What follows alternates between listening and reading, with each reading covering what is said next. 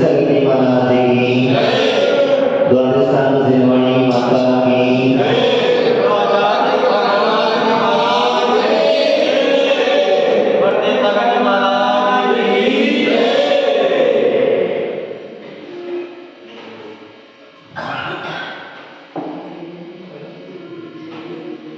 भक्ति भाव से प्रीति हो गया, चित्त उसी में रहो।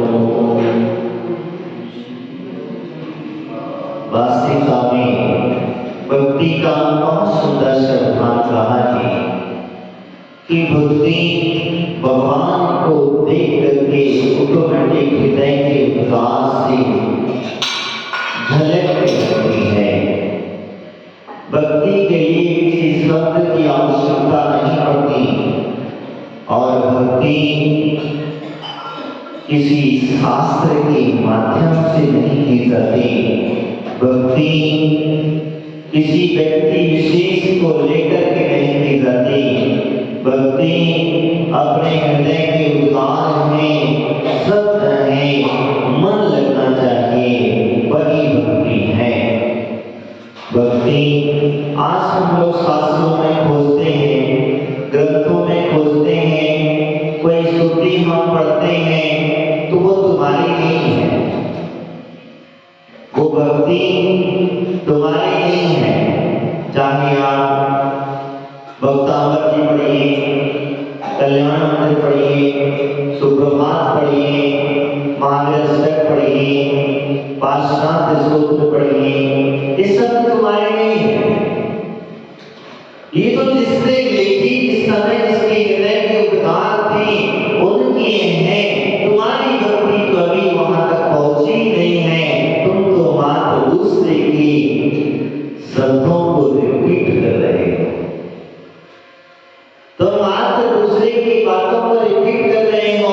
जैसे रिपीट करने वाला तोता आप जैसे सिखा देते हो वैसा सीख जाता है। बचपन में स्कूल में कहानी कई बार पढ़ाई जाती है, पढ़ते हैं बच्चे जो हैं रट्टू तोता। रट्टू तोता जो होता है उस तोते को सिखा दिया जाता है, शिकारी आएगा जाल फैलाएगा, जाल में फंसना नहीं। कहानी छोटे सर से बताया, उससे बस ये कहता है, वो उसे सिखाता है किसको? तोते को। तोते को सिखाता है शिकारी आएगा जाल फैलाएगा, जाल में फंसना नहीं। और क्या होता, साथ में एक और शब्द उसमें जोड़ दिया जाता है, क्या करेगा? जाल फैलाएगा तो फंसना नहीं, और साथ में दाने का लोभ दिखाएगा। किसका लोभ दिखाएगा? दाने का लोभ दिखाएगा। और दाने के लोभ के चक्कर में तुम उस पिंजरे में फंस मत जाना। तो तोते को डरा दिया जाता है। समझाने वाले व्यक्ति के ऋषि के भाव तो बहुत अच्छे थे कि चलो भैया ये मूक प्राणी है और ये मूक प्राणी इस जाल से बच जाएगा, शिकारियों के भाव से बच जाएगा, शिकारियों के दुख से बच जाएगा, बंदर के रूप से बच जाएगा। लेकिन कहते हैं वो तोते को सिखा करके उड़ा दिया गया और उड़ाया, सारे तोतों को उड़ा दिया गया। उस तोते ने धीरे धीरे करके जितने तोते मिले उन सबको यही पाठ पढ़ा दिया गया और पढ़ पढ़ करके सबने पाठ पढ़ लिया, रट लिया। अब रट लेने वाले से क्या हुआ? हुआ इतना ही, शिकारी आया, दाने का लोभ दिखाया, अपना जाल बिछाया और तोता उसमें फंस गया। क्यों फंस गया? इसी प्रकार से हमारा भी कार्य है।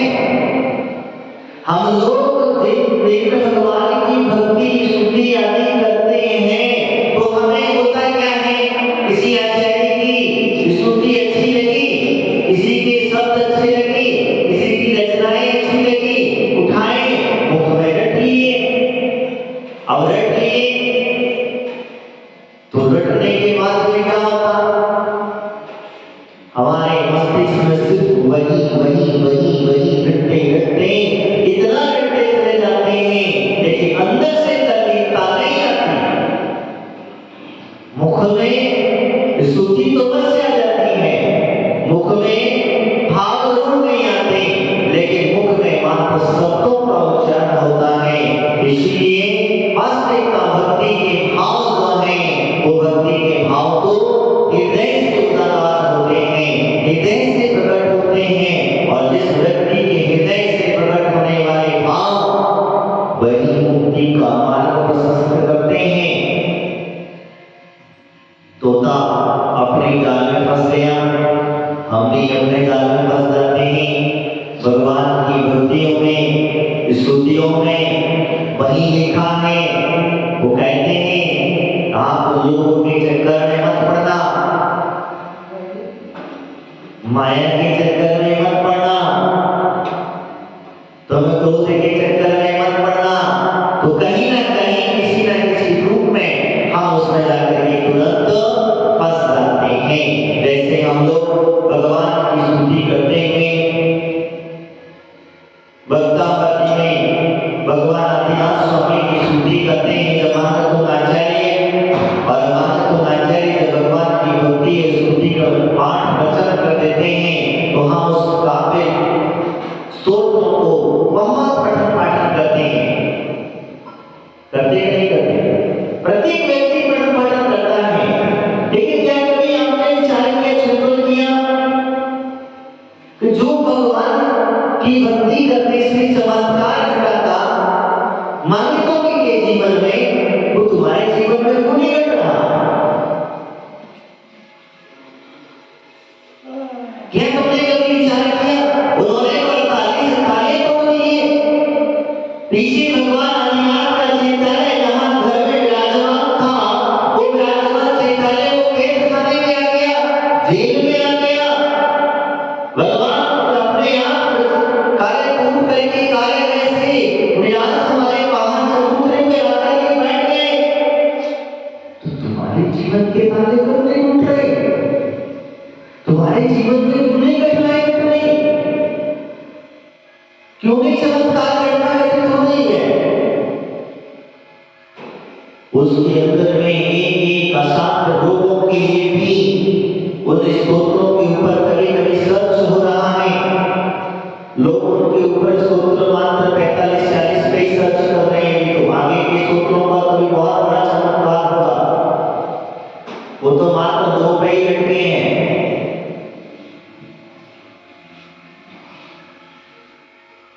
तो हमें इस शब्दों के महत्व को अभी तक समझ नहीं पाए। तो हमने इस भक्ति के उद्गार के शब्द हैं, वो भक्ति के उद्गार शब्द जब उच्चारते हैं, उच्चारण हृदय से होता है। हमारे आचार्य भगवंत कहते हैं, अगर आपको कुछ भी नहीं आता है, कोई बात नहीं, कोई स्तुति नहीं आती, हृदय से कोई उद्गार नहीं आते, भक्ति से पूर्वक किया हुआ नमस्कार भी आपको किसी स्तोत्र से तो नहीं है, लेकिन होना चाहिए अंतःकरण से नमस्कार। आज हम छोटे छोटे बच्चों को सिखाया जाता है, बच्चों भगवान को नमस्कार करो, मुनियास को नमस्कार करो, पंचासन से करो, गवासन से करो, ऐसे करो, सत्सांगासन से करो। ये सारी चीजें सिखाई जाती है, और सिखाने के बाद में वो बच्चा को उसी प्रकार से करता है। लेकिन अंदर की भक्ति आपने उन्हें सिखा दिया गया कि मंदिर जाओगे तो पुण्य मिलेगा, आपने उनके मस्तिष्क में ये बना दिया गया कि मंदिर जाने से ही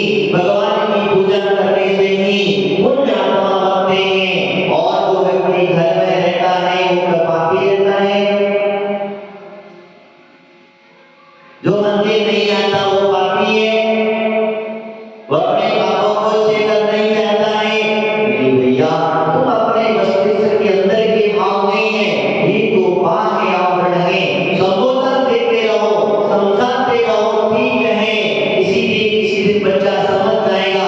लेकिन ध्यान रखना, जैसे जैसे दादा दादी माता पिता करते हैं, वो बच्चा अपने आप उनके देखा से ही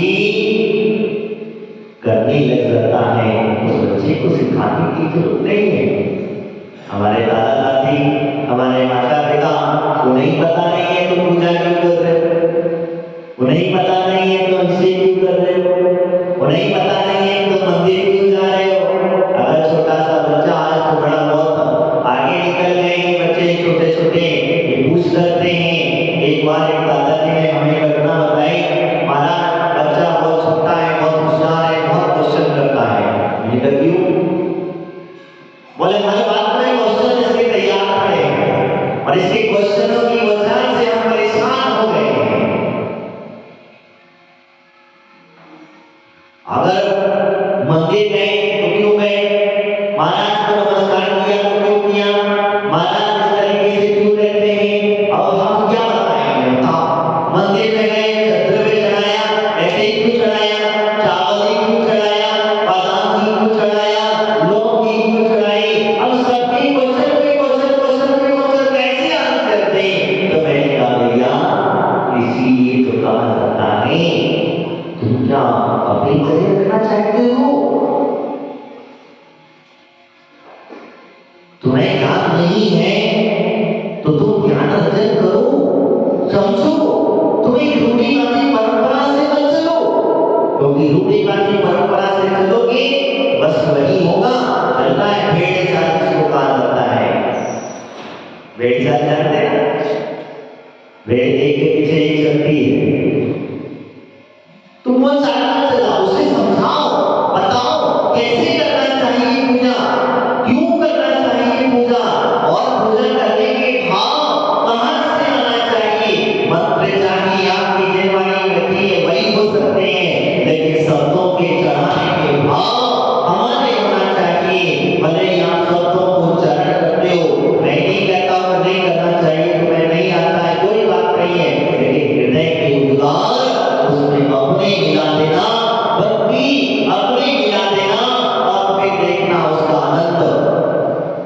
भक्ति का महत्व हम पद्म पुराण के अंदर में बहुत सुंदर उदाहरण लेता है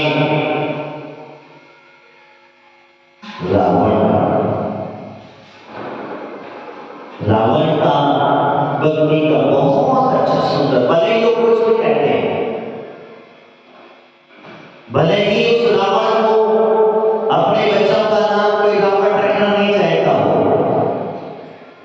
भले ही तुम लोग उसे राक्षस प्रवृत्ति का कहते हो, लेकिन वास्तविकता में राम से भी अधिक भक्ति करने वाला अगर था तो रावण था। उसकी जैसी भक्ति, वास्तविकता में उसके जैसी निष्ठा, उसके जैसी आस्था जिन धर्म के प्रति, तो कहते हैं चरित्र भगवान का इतना भक्त था, जब आदिनाथ प्रभु की भक्ति करने के लिए अष्टावक्र के ऊपर पहुंच गया, और पहुंचने के बाद भगवान के सामने अपने दोनों हाथों को जोड़ करके हाथ में वीणा लेकर के बजाना उसने प्रारंभ की, और जो स्तोत्रों का पठन पाठन उसने चालू किया। स्तोत्रों के साथ में भक्ति किसे कहते हैं वास्तविकता समझते हैं। जब उसने पठन पाठन प्रारंभ किया और जब पढ़ना प्रारंभ किया और जब उसने सुर ताल जब लगाना चालू कर देता है, कहते हैं अचानक बिना बजते बजते बिना का तार टूट गया। बिना का क्या होगा? तार टूट गया, और बिना का जब तार टूट गया तो उसकी आवाज उसकी जैसी बंद हुई, अंदर से कड़कड़ाहट हुई, उसने अपने हाथ की नस निकाली और बिना का तार लगा दिया। इसी कहते हैं भक्ति।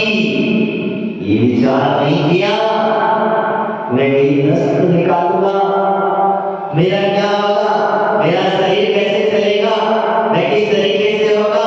नहीं, उसे तो भक्ति में तरलीन था, और भक्ति में जब व्यक्ति तरलीन हो जाता है तो बाहर चीजें नहीं दिखती उसे।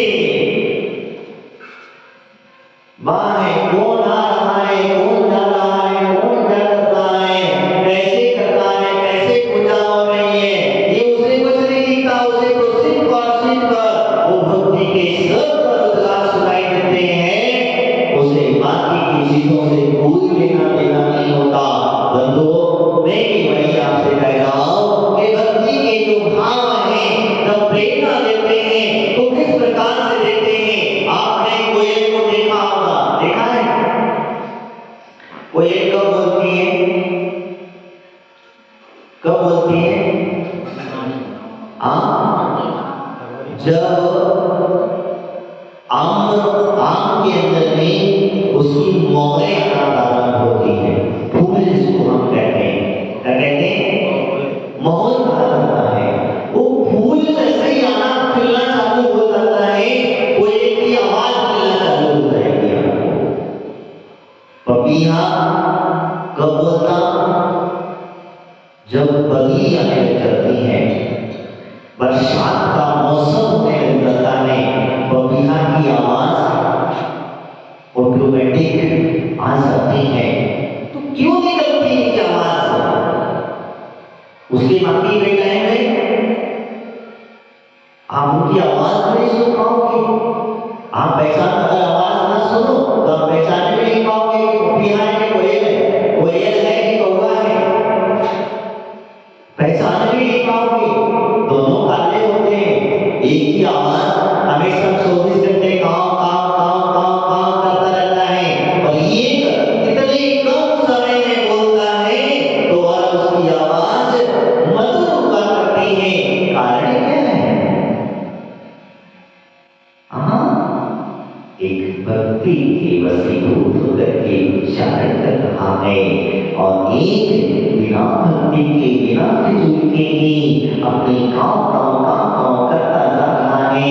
एक में भक्ति छुपी है और एक में भक्ति का रस नहीं है, इसलिए कौवे की आवाज बुरी लगती है, लगती नहीं लगती?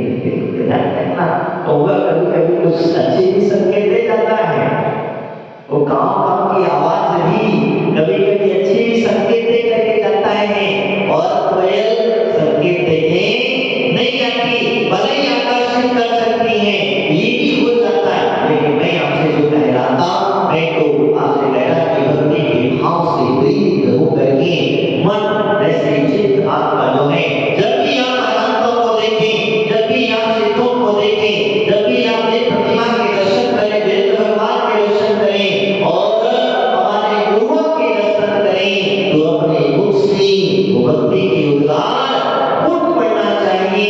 इस प्रकार से कोयल को अम्र करते करें, फूलों को देख करके अपने अंदर से अपने आप को रोक नहीं पाती है, ये विशेषता है।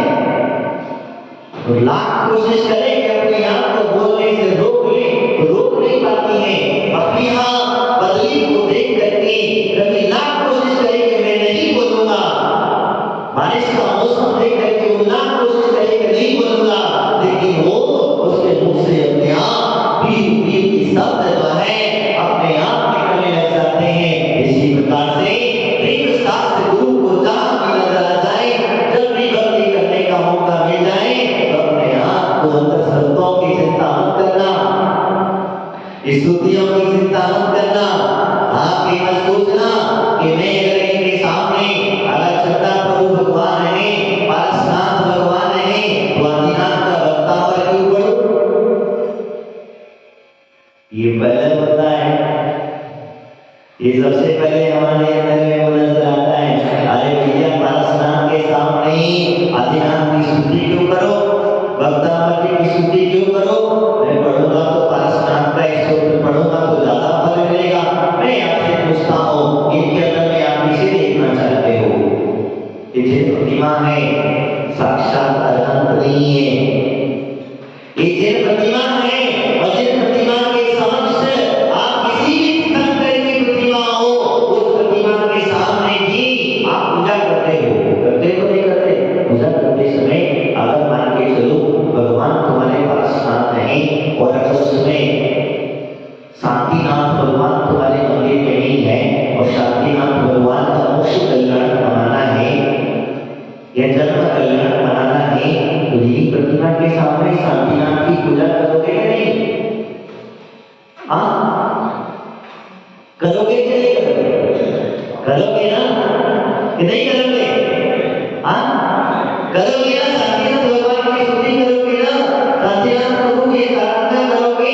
तो भाई ये जिन प्रतिमा है, जिन भगवान का स्वरूप है, और जिन भगवान के स्वरूप सारे जितने भी हुए और होंगे होने वाले हैं, उनका स्वरूप एक जैसा है, एक जैसे गुण है, एक जैसी आराधना भक्ति है। नाम किसी का भी उच्चारण कर लेना, इसमें कोई